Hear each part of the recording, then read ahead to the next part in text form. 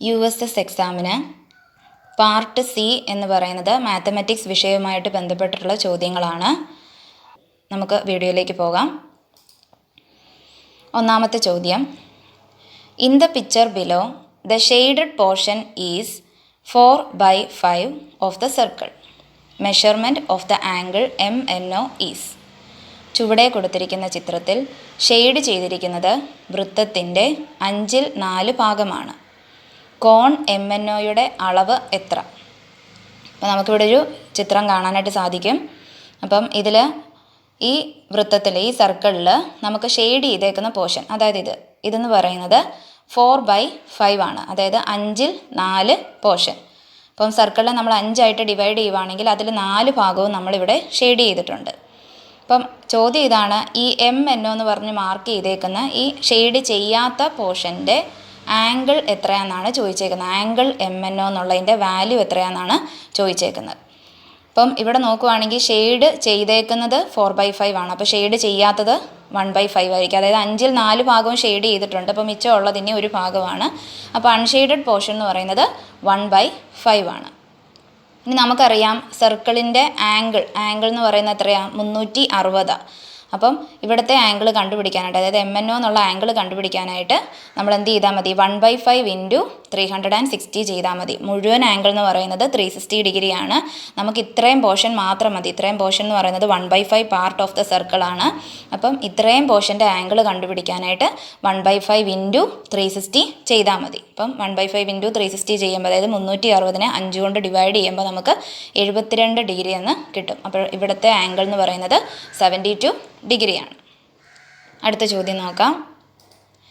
രണ്ടാമത്തെ ചോദ്യം ഇതാണ്, a sum of money at simple interest amounts to ₹1,392 in 2 years and ₹1,680 in 5 years. The rate of percentage per annum is. ഒരു നിശ്ചിത തുക 2 വർഷം കഴിഞ്ഞപ്പോൾ പലിശയടക്കം 1,392 രൂപയായി. സാധാരണ പലിശ. ഇതേ തുക 5 വർഷം കഴിഞ്ഞപ്പോൾ 1,680 രൂപയായി. വാർഷിക പലിശ നിരക്ക് എത്ര? അപ്പോൾ നമുക്കിവിടെ തന്നേക്കുന്ന ഇതാണ് ഒരു തുക. എത്ര തുകയാണെന്ന് പറഞ്ഞിട്ടില്ല. അതായത് നമ്മൾ ഒരു നിശ്ചിത തുക ഇപ്പം ബാങ്കിൽ ഇപ്പം നമ്മൾ നിക്ഷേപിക്കുവാണെങ്കിൽ, അല്ലെങ്കിൽ നമ്മൾ ബാങ്കിൽ നിന്ന് ലോൺ എടുക്കുവാണെങ്കിൽ, അപ്പോൾ ഇവിടെ നമ്മളൊരു നിശ്ചിത തുക എന്ന് പറഞ്ഞിട്ടുള്ളൂ, എത്രയാണെന്ന് പറഞ്ഞിട്ടില്ല. അത് 2 വർഷം കഴിഞ്ഞപ്പോൾ പലിശയും കൂടെ ചേർത്ത് എത്ര രൂപയായി? 1,392 രൂപയായി. ഇനി അതേ തുക തന്നെ 5 വർഷം കഴിഞ്ഞപ്പോൾ പലിശയും കൂടെ ചേർത്ത് 1,680 രൂപയായി. അങ്ങനെയാണെങ്കിൽ വാർഷിക പലിശ നിരക്കാണ് ചോദിച്ചേക്കുന്നത്. നമ്മളോട് റേറ്റ് ഓഫ് പെർസെൻറ്റേജ് ആണ് ചോദിച്ചേക്കുന്നത്. അപ്പോൾ ഇങ്ങനെ ഒരു ചോദ്യം തരുമ്പോൾ നമ്മൾ ആദ്യമേ തന്നെ ഓർക്കുക, ഇവിടെ സിമ്പിൾ ഇൻട്രസ്റ്റ് ആണ്, സാധാരണ പലിശയാണ്. അപ്പോൾ നമ്മൾ സിമ്പിൾ ഇൻട്രസ്റ്റ് കണ്ടുപിടിക്കാനായിട്ടുള്ള ഫോർമുല എന്ന് പറയുന്നത് I = PNR/100. ഇത് ഓർത്ത് വെക്കുക എല്ലാവരും. ഇവിടെ I എന്ന് പറയുന്നത് ഇൻട്രസ്റ്റ്, അതായത് പലിശ.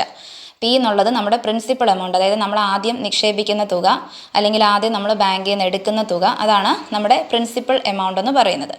N എന്നുള്ളത് നമ്പർ ഓഫ് ഇയേഴ്സ്. ചില ടെക്സ്റ്റ് ബുക്കിൽ T എന്നും കൊടുക്കാറുണ്ട്. അപ്പോൾ N എന്ന് ഇവിടെ ഡിനോട്ട് ചെയ്തേക്കുന്ന എത്ര വർഷം, നമ്പർ ഓഫ് ഇയേഴ്സ്. ഈ R ആണ് റേറ്റ് ഓഫ് ഇൻട്രസ്റ്റ്, അതായത് പലിശ നിരക്ക്. അപ്പം നമുക്കിവിടെ കണ്ടുപിടിക്കേണ്ടത് ഈ R ആണ്. അപ്പം നമുക്കിവിടെ സിമ്പിൾ ഇൻട്രസ്റ്റും കൂടെ ചേർത്തിട്ടുള്ള എമൗണ്ട് ആണ് ഈ തന്നേക്കുന്നത്. 2 വർഷം കഴിയുമ്പോൾ സിമ്പിൾ ഇൻട്രസ്റ്റ്, അതായത് ഇൻട്രസ്റ്റ് എത്രയാണ്, പലിശയും കൂടെ ചേർത്തിട്ടുള്ള എമൗണ്ട് ആണ് ഈ കിട്ടിയേക്കുന്നത്. അപ്പോൾ നമ്മളിവിടെ പലിശ കണ്ടുപിടിക്കണം, അതുപോലെ തന്നെ P എത്രയാണെന്നുള്ളതും കണ്ടുപിടിക്കണം. അപ്പോൾ ഇവിടെ നോക്കേണ്ട ഒരു കാര്യം, നമുക്ക് 2 വർഷത്തേക്കുള്ള പലിശയും കൂടെ ചേർത്തിട്ടുള്ള തുക അറിയാം. അതുപോലെ തന്നെ 5 വർഷത്തേക്കുള്ള പലിശയും കൂടെ ചേർത്തിട്ടുള്ള തുക അറിയാം. അപ്പോൾ അതുകൊണ്ട് നമ്മൾ അതിൻ്റെ ഇൻട്രസ്റ്റ് കണ്ടുപിടിക്കാനായിട്ട്, അപ്പോൾ 5 വർഷത്തെ ഉണ്ട്, അതുപോലെ തന്നെ 2 വർഷത്തെയും ഉണ്ട്. അപ്പോൾ അതിന് വേണ്ടിയിട്ട് നമ്മൾ 5 വർഷത്തെ ആ തുക, അതായത് പലിശയും കൂടെ ചേർത്തിട്ടുള്ള തുകയിൽ നിന്ന് നമ്മൾ എന്ത് ചെയ്യണം? ഈ 2 വർഷത്തെ പലിശയും കൂടെ ചേർത്തിട്ടുള്ള തുക കുറയ്ക്കുക, ഡിവൈഡഡ് ബൈ 5 - 2, അതായത് 5 വർഷവും 2 വർഷവും. അപ്പോൾ നമുക്ക് ഈ കിട്ടുന്നത് ഒരു വർഷത്തെ, അതായത് 288/3 എന്ന് വരും, അതായത് 96. അതായത് ഒരു വർഷത്തെ പലിശയാണ് 96 എന്ന് പറയുന്നത്. 96 ഇൻട്രസ്റ്റ് ഫോർ 1 ഇയർ ആണ് 96. ഇനി നമുക്ക് വേണ്ടത് P ആണ്, അതായത് പ്രിൻസിപ്പൽ എമൗണ്ട്. നമുക്കറിയാം ഇതെന്ന് പറഞ്ഞാൽ 2 വർഷവും കൂടെ ചേർത്തിട്ടുള്ള, അതായത് നമ്മുടെ P എത്രയാണോ അതിൻ്റെ കൂടെ 2 വർഷത്തെയും കൂടെ പലിശയും കൂടെ ചേർത്തിട്ടുള്ള തുകയാണ് 1,392. ഇപ്പോൾ ഒരു വർഷത്തെ പലിശ 96 ആണെങ്കിൽ 2 വർഷത്തെ പലിശ എന്ന് പറയുന്നത് 192 ആയിരിക്കും.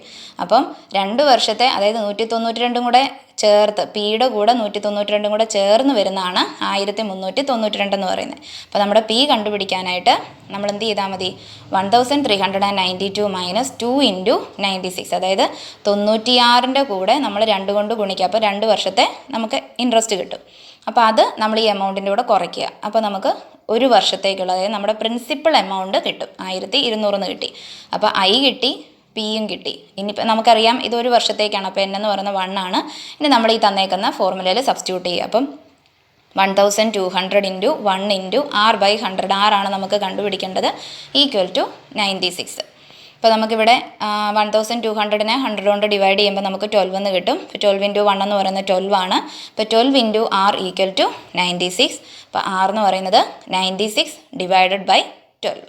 അപ്പം 96നെ നമ്മൾ 12 കൊണ്ട് ഡിവൈഡ് ചെയ്യുമ്പോൾ നമുക്ക് 8 എന്ന് കിട്ടും. അപ്പോൾ നമ്മളോട് റേറ്റ് ഓഫ് പെർസെൻറ്റേജ് ആണ് ചോദിച്ചേക്കുന്നത്. അതുകൊണ്ട് 8% നമുക്ക് ഉത്തരം എഴുതാം. അടുത്ത മൂന്നാമത്തെ ചോദ്യം, a number when divided by 779 gives a remainder 47. By dividing the same number by 19, what would be the remainder? ഒരു സംഖ്യയെ 779 കൊണ്ട് ഹരിച്ചപ്പോൾ ശിഷ്ടം 47 കിട്ടി. ഇതേ സംഖ്യയെ 19 കൊണ്ട് ഹരിച്ചാൽ ശിഷ്ടം എത്ര?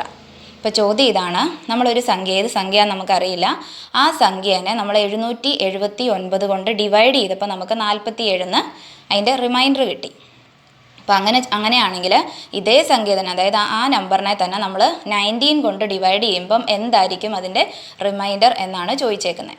അപ്പോൾ ഇങ്ങനെ ഒരു ചോദ്യം വന്നു കഴിഞ്ഞാൽ നമ്മൾ ആദ്യമേ നോക്കുക. ഇവിടെ നമുക്ക് തന്നേക്കുന്നത്, അതായത് ആ സംഖ്യേനെ നമ്മൾ ഏതൊക്കെ കൊണ്ട് ഇവിടെ ഡിവൈഡ് ചെയ്യാൻ പറഞ്ഞേക്കുന്നത്? ഒന്ന് 779 കൊണ്ട് ഡിവൈഡ് ചെയ്യണം, പിന്നെ ഒന്ന് പറഞ്ഞേക്കുന്നത് 19. അപ്പോൾ ശരിക്കും ഇത് രണ്ടും കൂടെ നമ്മൾ നോക്കുകയാണെങ്കിൽ ഈ 779നെ നമുക്ക് പൂർണ്ണമായിട്ടും 19 കൊണ്ട് ഡിവൈഡ് ചെയ്യാൻ പറ്റും. 779നെ നമ്മൾ 19 കൊണ്ട് ഡിവൈഡ് ചെയ്യുമ്പോൾ നമുക്ക് 41 എന്നാണ് കിട്ടുന്നത്. അതായത് അതിൻ്റെ റിമൈൻഡർ 0 ആണ്, 41 നമുക്ക് കിട്ടുക. അതായത് നമുക്ക് കംപ്ലീറ്റ്ലി അതിനെ ഡിവൈഡ് ചെയ്യാനായിട്ട് പറ്റും. അപ്പോൾ ഇങ്ങനെ ഒരു ചോദ്യം തരുമ്പോൾ ആദ്യം നോക്കുക. അപ്പോൾ ഒരു സംഖ്യ കൊണ്ട് ഡിവൈഡ് ചെയ്തു, റിമൈൻഡർ ഇത് കിട്ടി. അതേ സംഖ്യേനെ നമ്മൾ വേറൊരു സംഖ്യ കൊണ്ട് ഡിവൈഡ് ചെയ്യുമ്പോൾ റിമൈൻഡർ എത്രയാണെന്ന് ചോദിക്കുമ്പോൾ ആദ്യമേ തന്നെ നമ്മൾ ഏത് സംഖ്യ കൊണ്ടാണോ ഡിവൈഡ് ചെയ്യുന്നത് ആ രണ്ട് സംഖ്യകളും തമ്മിൽ നമുക്ക് ഡിവൈഡ് ചെയ്യാനായിട്ട് പറ്റുമോ എന്ന് നോക്കുക. പൂർണ്ണമായിട്ട് ഡിവൈഡ് ചെയ്യാനായിട്ട് പറ്റുമോ, അതായത് റിമൈൻഡർ 0 വരുന്ന രീതിയിൽ ഡിവൈഡ് ചെയ്യാൻ പറ്റുമോ എന്ന് നോക്കുക. അപ്പോൾ ഇവിടെ നമുക്കങ്ങനെ പറ്റും. അങ്ങനെ പറ്റുമെങ്കിൽ നമ്മൾ ഈ റിമൈൻഡറിനെ, ഈ കിട്ടുന്ന റിമൈൻഡർ, അതായത് 779 കൊണ്ട് ആ നമ്പറിനെ ഡിവൈഡ് ചെയ്തപ്പം നമുക്ക് കിട്ടിയ റിമൈൻഡറാണ് 47. ഈ 47നെ നമ്മൾ ഏത് സംഖ്യ കൊണ്ടാണോ ഡിവൈഡ് ചെയ്യാൻ പറഞ്ഞേക്കുന്നത് 19, അതുകൊണ്ട് ഡിവൈഡ് ചെയ്താൽ മതി. 47 ഡിവൈഡഡ് ബൈ 19 ചെയ്യുക. അപ്പോൾ ഇതുകൊണ്ട് നമ്മൾ ഡിവൈഡ് ചെയ്യുമ്പോൾ നമുക്കൊരു റിമൈൻഡർ കിട്ടും. 47നെ നമ്മൾ 19 കൊണ്ട് ഡിവൈഡ് ചെയ്യുമ്പോൾ 19 × 2 38. അപ്പോൾ 47 - 38 എന്ന് പറയുന്നത് ഇവിടെ 9 എന്ന് കിട്ടും. അപ്പോൾ നമുക്ക് കിട്ടുന്ന റിമൈൻഡർ 9 ആണ്. അതായത് 47നെ 19 കൊണ്ട് ഡിവൈഡ് ചെയ്യുമ്പോൾ നമുക്ക് കിട്ടുന്ന റിമൈൻഡർ 9 ആണ്. അപ്പം നമ്മുടെ ശിഷ്ടം, അതായത് നമ്മളോട് ചോദിച്ചേക്കുന്ന സംഖ്യ 19 കൊണ്ട് ഹരിച്ചാൽ കിട്ടുന്ന ശിഷ്ടം എന്ന് പറയുന്നത് എന്ത് തന്നെയായിരിക്കും? 9 തന്നെയായിരിക്കും. ആ നമ്പറിനെ 19 കൊണ്ട് ഹരിച്ചാൽ നമുക്ക് കിട്ടുന്ന ശിഷ്ടം 9 തന്നെയായിരിക്കും. അപ്പോൾ ഇവിടെ നോക്കേണ്ട ഒരു കാര്യം, നമുക്ക് ഈ നമ്പറിനെ ഏതൊക്കെ നമ്പറുകൾ കൊണ്ടാണോ ഡിവൈഡ് ചെയ്യാൻ പറഞ്ഞേക്കുന്നത്, ഈ സംഖ്യേനെ നമ്മൾ 779 കൊണ്ടും ഡിവൈഡ് ചെയ്യാൻ പറഞ്ഞിട്ടുണ്ട്, 19 കൊണ്ടും ഡിവൈഡ് ചെയ്യാൻ പറഞ്ഞിട്ടുണ്ട്. അപ്പോൾ നമ്മൾ ആദ്യം ചെക്ക് ചെയ്യേണ്ടത് 779നെ കംപ്ലീറ്റ്ലി നമുക്ക് 19 കൊണ്ട് ഡിവൈഡ് ചെയ്യാൻ പറ്റുമോ എന്ന് നോക്കുക. അങ്ങനെ പറ്റുമെങ്കിൽ നമുക്കിതുപോലെ ഡിവൈഡ് ചെയ്താൽ മതി. അതായത് ആ കിട്ടുന്ന റിമൈൻഡറിന് ആദ്യം 779 കൊണ്ട് നമ്മൾ ആ നമ്പറിനെ ഡിവൈഡ് ചെയ്തപ്പോൾ നമുക്ക് 47 കിട്ടി. ആ 47നെ 19 കൊണ്ട് ഡിവൈഡ് ചെയ്യുക. അപ്പോൾ കിട്ടുന്ന റിമൈൻഡറാണ് നമ്മുടെ ഉത്തരം എന്ന് പറയുന്നത്. അടുത്ത ചോദ്യം, 1 liter of water is equal to 1000 cubic centimeters. How many cubic millimeters of water will be 0.1 cubic centimeters? 1 litre വെള്ളം 1000 ഘന സെൻറ്റിമീറ്റർ ആണ്. 0.1 ഘന സെൻറ്റിമീറ്റർ വെള്ളം എത്ര ഘന മില്ലിമീറ്റർ ഉണ്ടാകും എന്നാണ് ചോദിച്ചേക്കുന്നത്. How many cubic millimetres of water will be 0.1 cubic centimetre. അപ്പോൾ നമ്മളിവിടെ ഓർക്കുക, 1 ക്യൂബിക് സെൻറ്റിമീറ്റർ എന്ന് പറയുന്നത് ഇവിടെ 0.1 ക്യൂബിക് സെൻറ്റിമീറ്റർ എത്ര ക്യൂബിക് മില്ലിമീറ്റർ ആകുമെന്നാണ് ചോദിച്ചേക്കുന്നത്. അപ്പോൾ നമ്മൾ 1 ക്യൂബിക് സെൻറ്റിമീറ്റർ എന്ന് പറയുന്നത് 1000 ക്യൂബിക് മില്ലിമീറ്റർ ആണ്. അപ്പോൾ ആദ്യം ഈ പറഞ്ഞേക്കുന്ന കാര്യം നോക്കണ്ട, നമ്മൾ ഈ രണ്ടാമത്തെ കാര്യം നോക്കുക. 1 ക്യൂബിക് സെൻറ്റിമീറ്റർ എന്ന് പറയുന്നത് 1000 ക്യൂബിക് മില്ലിമീറ്റർ ആണ്. അങ്ങനെയാണെങ്കിൽ 0.1 ക്യൂബിക് സെൻറ്റിമീറ്റർ എന്ന് പറയുന്നത് ഈ 1000 0.1 ഇൻറ്റു ചെയ്താൽ മതി. ഇപ്പോൾ 0.1 ഇൻറ്റു 1000 ക്യൂബിക് മില്ലിമീറ്റർ, അതായത് 100 ക്യൂബിക് മില്ലിമീറ്ററിന് കിട്ടും. A merchant marks his goods 30% above his cost price. If he allows a discount of 10%, find his profit percentage. ഒരു കച്ചവടക്കാരൻ സാധനങ്ങളുടെ വില മുടക്കു മുതലിനേക്കാൾ 30% കൂട്ടി നിശ്ചയിച്ചു. പിന്നീട് എല്ലാ സാധനങ്ങൾക്കും 10% ഡിസ്കൗണ്ട് അനുവദിച്ചു. വിറ്റാൽ ലാഭശതമാനം എത്ര? അപ്പോൾ ഇവിടെ നമുക്ക് പറഞ്ഞേക്കുന്ന ഇതാണ്, ഒരു മെർച്ചൻ്റ് അയാളുടെ ഗുഡ്സിന് 30% എബോ, അതായത് കോസ്റ്റ് പ്രൈസ് എത്രയാണോ അതിനേക്കാൾ ഒരു 30% കൂടുതലാണ് മാർക്ക്ഡ് പ്രൈസ്, അതായത് അവിടെ ആ സാധനത്തിൻ്റെ വിലയായിട്ട് കൊടുത്തേക്കുന്നത്. എന്നിട്ട് എഴുതി വെക്കുകയാണ് ഡിസ്കൗണ്ട് 10% ഉണ്ട്. അങ്ങനെയാണെങ്കിൽ അയാൾക്ക് കിട്ടുന്ന ലാഭശതമാനമാണ് ചോദിച്ചേക്കുന്നത്. അപ്പോൾ നമുക്കിവിടെ എത്രയാണ് എമൗണ്ട്, കോസ്റ്റ് പ്രൈസ് എത്രയാണെന്ന് നമുക്ക് അറിയത്തില്ല. അതുകൊണ്ട് കോസ്റ്റ് പ്രൈസിനെ നമ്മൾ 100 എടുക്കുക, 100 രൂപയായിട്ട് കൺസിഡർ ചെയ്യുക. ഇനി മാർക്ക്ഡ് പ്രൈസ്, അയാൾ അതിനകത്ത് വില എത്ര രൂപയാണ് ആ സാധനങ്ങൾക്ക് കൊടുത്തേക്കുന്ന വില എന്ന് പറയുന്നത് എത്രയാണ്, 30% അബവ് ഹിസ് കോസ്റ്റ് പ്രൈസ്, അതായത് കോസ്റ്റ് പ്രൈസിൻ്റെ 30% കൂടുതലാണ്. അപ്പം 30% അബവ് ഹിസ് കോസ്റ്റ് പ്രൈസ് എന്ന് പറയുമ്പോൾ 100ൻ്റെ കൂടെ 30 കൂട്ടുക, അപ്പം 130 കിട്ടി. അപ്പം നമ്മുടെ മാർക്ക്ഡ് പ്രൈസ് എന്ന് പറയുന്നത് ഇപ്പം 130 ആണ്. ഇനി ഇതിൻ്റെ 10% കുറച്ചേക്കുന്നത്, ഈ 130യുടെ 10% കുറച്ചേക്കുന്നത്. അപ്പോൾ നമ്മൾ 10% ഓഫ് 130 കണ്ടുപിടിക്കുക, അതായത് 130 ഇൻറ്റു 10/100. അപ്പോൾ നമുക്ക് 13 കിട്ടും, അതായത് 13 രൂപയാണ് കുറയ്ക്കുന്നത്. അപ്പോൾ സെല്ലിംഗ് പ്രൈസ്, അതായത് അയാൾ വിൽക്കുന്നതെന്ന് പറയുന്നത് 130ൽ നിന്ന് 13 കുറയ്ക്കുക. അപ്പോൾ 130 മൈനസ് 13 എന്ന് പറയുമ്പോൾ 117. അപ്പോൾ ഇവിടെ ഓർക്കണം, കോസ്റ്റ് പ്രൈസ് 100 ആയിരുന്നു, സെല്ലിംഗ് പ്രൈസ് 117. അപ്പോൾ അയാൾക്ക് കിട്ടുന്ന പ്രോഫിറ്റ് എന്ന് പറയുന്നത് എത്രയാണ് നമുക്കറിയാം, സെല്ലിംഗ് പ്രൈസിൽ നിന്ന് കോസ്റ്റ് പ്രൈസ് കുറയ്ക്കുന്നതാണ് പ്രോഫിറ്റ്. അപ്പോൾ 117ൽ നിന്ന് 100 പോകുമ്പോൾ 17 കിട്ടും. അപ്പോൾ നമ്മുടെ പ്രോഫിറ്റ് പെർസെൻറ്റേജ് എന്ന് പറയുന്നത് 17% ആണ്. നമ്മൾ 100ലാണ് എടുത്തേക്കുന്നത്, അതുകൊണ്ട് നേരിട്ട് തന്നെ നമുക്കവിടെ 17% എന്ന് എഴുതാം.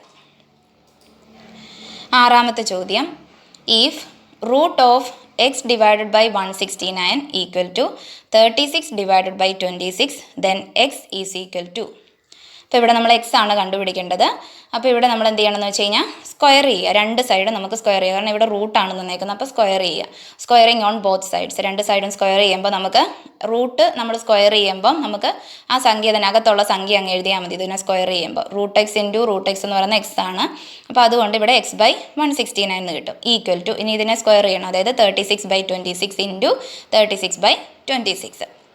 ഇത് എളുപ്പം ചെയ്യാൻ വേണ്ടിയിട്ട്, നമുക്ക് വെട്ടിക്കുറയ്ക്കാനൊക്കെയുള്ള എളുപ്പത്തിന് വേണ്ടിയിട്ടാണ് ഇങ്ങനെ എഴുതിയേക്കുന്നത്. ഇനി നമുക്ക് എക്സാ കണ്ടുപിടിക്കേണ്ടത്. X is equal to 36/26 into 36/26 into 169, അതായത് ഈ 169നെ നമ്മളിങ്ങോട്ട് ക്രോസ് മൾട്ടിപ്ലൈ ചെയ്തു. ഇനി ഇവിടെ നോക്കുക, ഇത് വെട്ടിക്കുറച്ചിട്ടുള്ളതാണ് ഞാൻ ഇവിടെ എഴുതിയേക്കുന്നത്. ഇവിടെ നോക്കുക, 36/26 ഇൻറ്റു 36/26 ഇൻറ്റു 169 ആയിരുന്നു. ഇതിനെ നമ്മൾ 2 കൊണ്ട് 36നെയും 26നെയും നമുക്ക് ഡിവൈഡ് ചെയ്യാൻ പറ്റും. അപ്പോൾ 2, അതായത് 2 കൊണ്ട് ഡിവൈഡ് ചെയ്യാന്ന് പറഞ്ഞാൽ അതിൻ്റെ പകുതി എടുത്താൽ മതി. അപ്പോൾ 26ൻ്റെ പകുതി എന്ന് പറയുന്നത് 13 വരും. അപ്പോൾ ഇവിടെയും 36 നമുക്ക് വെട്ടി, അതുപോലെ 18, അതായത് 36നെയും 26നെയും നമ്മൾ 2 കൊണ്ട് ഡിവൈഡ് ചെയ്തു.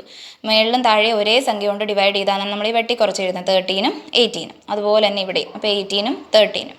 ഇനി നോക്കുവാണെങ്കിൽ 13 ഇൻറ്റു 13 എന്ന് പറയുന്നത് 169. അപ്പോൾ ഇവിടെ 169 ഉണ്ട്. അപ്പോൾ നമുക്ക് ഈ 13ഉം വെട്ടി നമുക്ക് താഴെ 1 എഴുതാം. ഇവിടെ 169 വെട്ടി ഇവിടെ 1 കിട്ടി. അപ്പോൾ നമുക്ക് കിട്ടുന്ന 18 ഇൻറ്റു 18. അപ്പോൾ നമ്മുടെ എക്സ് എന്ന് പറയുന്നത് 18 ഇൻറ്റു 18 ഈക്വൽ ടു 324.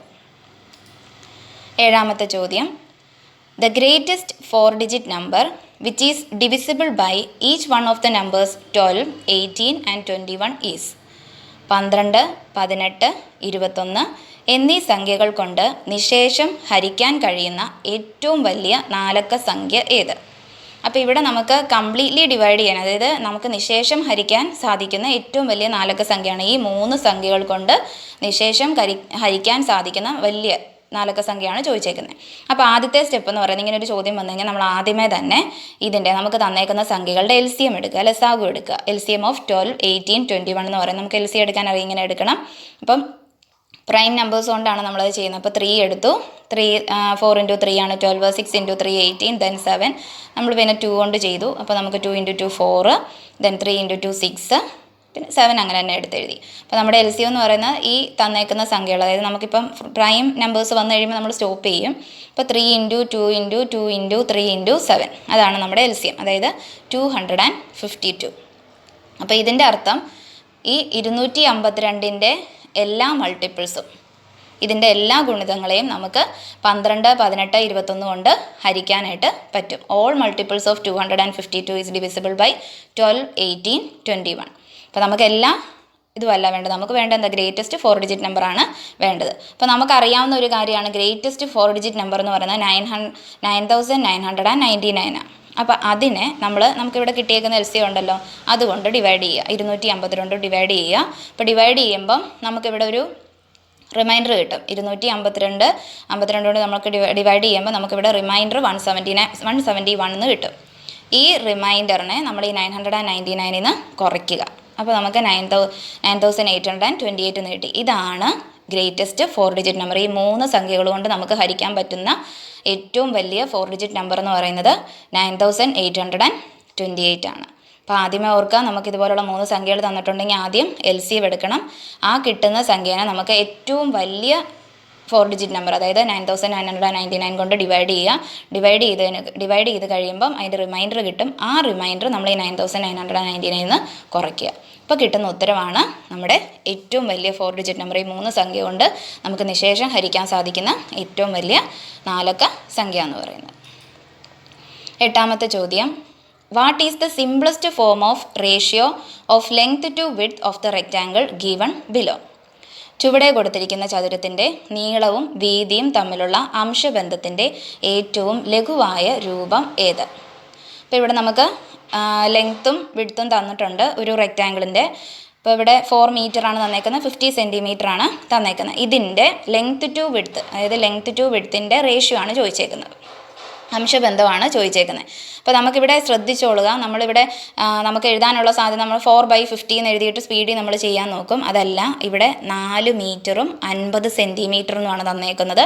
അപ്പോൾ നമ്മളെപ്പോഴും അതിൻ്റെ യൂണിറ്റുകൾ ഒരേപോലെ ആക്കണം. അപ്പോൾ ലെങ്ത്ത് ബൈ വിഡ്ത്ത് എന്ന് പറയുന്നത്, നമുക്ക് റേഷ്യോ ലെങ്ത് ടു വിഡ്ത്ത് ആണ് വേണ്ടത്, അതുകൊണ്ടാണ് ലെങ്ത്ത് ബൈ വിഡ്ത്ത് എന്ന് എഴുതിയേക്കുന്നത്.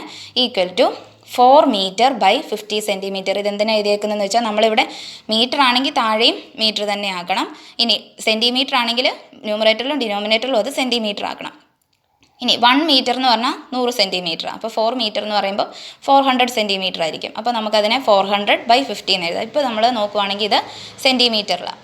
പിന്നെ ഇത് നമുക്ക് വെട്ടിക്കുറയ്ക്കാം. അപ്പോൾ 400/50 നമ്മളിവിടെ വെട്ടി. അപ്പോൾ നമുക്ക് ഇത് ശരിക്കും വെട്ടിക്കുറയ്ക്കാൻ തന്നെ പഠിക്കണം, കാരണം റേഷ്യോ എഴുതുമ്പോൾ നമുക്ക് ഫ്രാക്ഷൻ്റെ രൂപത്തിലാണ് വരേണ്ടത്. അപ്പോൾ ഒരു പൂജ്യവും കൂടെ വെട്ടി. അപ്പോൾ നമുക്ക് 40/5 എന്ന് കിട്ടും. അപ്പോൾ 40യും 5 കൊണ്ട് നമുക്ക് ഡിവൈഡ് ചെയ്യാം കംപ്ലീറ്റ്ലി. അപ്പോൾ 8 × 5 ആണ് 40. അപ്പോൾ 8ഉം 1ഉം വരും. അപ്പോൾ നമുക്ക് കിട്ടും 8/1. അപ്പോൾ ലെങ്ത് ടു വിഡ്ത്ത് റേഷ്യോ എന്ന് പറയുന്നത് 8:1 ആണ്. 10ാമത്തെ ചോദ്യം, A swimmer crosses a river of width 400 meters in 5 minutes. His speed in km/h is. ഒരു നീന്തൽ താരം 400 മീറ്റർ വീതിയുള്ള ഒരു പുഴ 5 മിനിറ്റ് സമയം കൊണ്ട് നീന്തി കടക്കുന്നു. അയാളുടെ വേഗത km/മണിക്കൂറിൽ എത്രയാണ്? അപ്പോൾ ഇവിടെ നമുക്ക് ഒരു നീന്തൽ താരം 400 മീറ്റർ വീതിയുള്ള ഒരു പുഴ 5 മിനിറ്റ് സമയം കൊണ്ടാണ് നീന്തി കിടക്കുന്നത്. അങ്ങനെയാണെങ്കിൽ വേഗത, അതായത് സ്പീഡാണ് ചോദിച്ചേക്കുന്നത്. സ്പീഡ് നമ്മളോട് ഇൻ km/h ആണ് ചോദിച്ചേക്കുന്നത്, km/മണിക്കൂറിലാണ് നമ്മളോട് ചോദിച്ചേക്കുന്നത്. അപ്പോൾ നമുക്കറിയാം സ്പീഡ് എന്ന് പറഞ്ഞാൽ ഡിസ്റ്റൻസ് ബൈ ടൈമാണ്. അപ്പോൾ നമുക്കിവിടെ ഡിസ്റ്റൻസ് 400 മീറ്റർ ആണെന്ന് പറഞ്ഞിട്ടുണ്ട്. അപ്പോൾ 400 മീറ്റർ എത്ര മിനിറ്റ് ആണെന്ന് പറഞ്ഞിട്ടുണ്ട്? 5 മിനിറ്റ് ആണെന്നും പറഞ്ഞിട്ടുണ്ട്. പക്ഷേ നമുക്ക് വേണ്ടത് കിലോമീറ്ററിലും അവറിലുമാണ്, മണിക്കൂറിലുമാണ് വേണ്ടത്. അപ്പോൾ നമുക്കറിയുന്ന നമ്മൾ ഇത് ഓർത്ത് വെക്കുക, ഇത് 1 കിലോമീറ്റർ എന്ന് പറഞ്ഞാൽ 1000 മീറ്റർ ആണ്. 1 കിലോമീറ്റർ എന്ന് പറഞ്ഞാൽ 1000 മീറ്റർ ആണ്. അങ്ങനെയാണെങ്കിൽ 1 മീറ്റർ എന്ന് പറഞ്ഞാൽ നമ്മൾ തിരിച്ചാണ് എഴുതിയേക്കുന്നത്. ഇവിടെ 1 മീറ്റർ എന്ന് പറഞ്ഞാൽ 1/1000 കിലോമീറ്റർ ആയിരിക്കും. 1 മീറ്റർ എന്ന് പറഞ്ഞാൽ 1/1000 കിലോമീറ്റർ. ഇനി 1 മീറ്റർ 1/1000 കിലോമീറ്റർ. അങ്ങനെയാണെങ്കിൽ 400 മീറ്റർ എന്ന് പറയുമ്പോൾ എന്ത് ചെയ്താൽ മതി? ഇൻറ്റു ചെയ്താൽ മതി. അവിടെ 400/1000 എന്ന് വരും. അതായത് 400 × 1/1000 എന്നാണ് 400/1000. അതായത് 4/10 കിലോമീറ്റർ. അപ്പോൾ ഓർക്കുക, 400 മീറ്റർ എന്ന് പറയുന്നത് 4/10 കിലോമീറ്റർ ആണ്. ഇനി 1 മണിക്കൂർ എന്ന് പറയുന്നത് 60 മിനിറ്റ്. 1 അവർ = 60 മിനിറ്റ്. അപ്പോൾ 1 മിനിറ്റ് എന്ന് പറഞ്ഞാൽ 1/60 അവർ. 1 മിനിറ്റ് എന്ന് പറഞ്ഞാൽ 1/60 അവർ.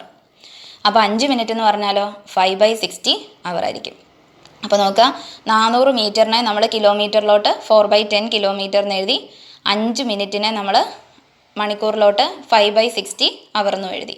പിന്നെ ഇത് രണ്ടും കൂടെ ഡിവൈഡ് ചെയ്യാനല്ലേ പറഞ്ഞേക്കുന്നത്. അപ്പോൾ 400 മീറ്റർ ഡിവൈഡഡ് ബൈ 5 മിനിറ്റ് എന്നാണ് വന്നേക്കുന്നത്. അപ്പോൾ നമുക്ക് എഴുതാം 4/10 ഡിവൈഡഡ് ബൈ 5/60. പിന്നെ നോക്കുക, നമുക്കറിയാം 4/10 ഡിവൈഡഡ് ബൈ 5/60 എന്ന് പറയുമ്പോൾ എന്ത് ചെയ്താൽ മതി, മൾട്ടിപ്ലൈ ചെയ്തിട്ട് അതിൻ്റെ റെസിപ്രോക്കൽ എടുത്തിട്ട് മൾട്ടിപ്ലൈ ചെയ്താൽ മതി. അപ്പോൾ 4/10 ഇൻറ്റു 60/5 ഇത് തിരിച്ചിടുക, ഇൻറ്റു 60/5.